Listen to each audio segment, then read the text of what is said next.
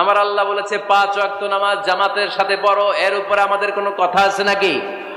আল্লাহ নারীদেরকে বললেন হিজাব পরে রাস্তায় বের হও, এর উপরে কোনো কথা আছে নাকি?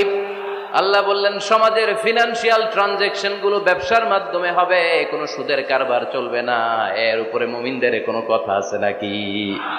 আল্লাহ রাসূল যেটা বলেছে ওইটাই ফাইনাল, ওইটাই সবচেয়ে শ্রেষ্ঠ। খেয়াল রাখবেন, এর চেয়ে বেশি শ্রেষ্ঠ হতে পারে? এক সাহাবী বললেন আমি সারা রাত তাহাজ্জুদ পড়ব, ঘুমাবো না। এক সাহাবী বলল আমি আর স্ত্রীদের কাছে যাব না। আরেক সাহাবী বলল সারা বছর আমি রোজা রাখবো, আমি কোনোদিন রোজা ভাঙবো না।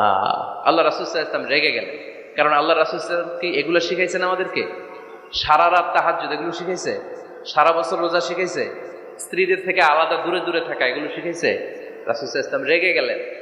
দেখেন what a check and balance, Islam কতটা ভারসাম্যপূর্ণ জীবন ব্যবস্থা। আল্লাহ রাসূল সাল্লাল্লাহু আলাইহি ওয়াসাল্লাম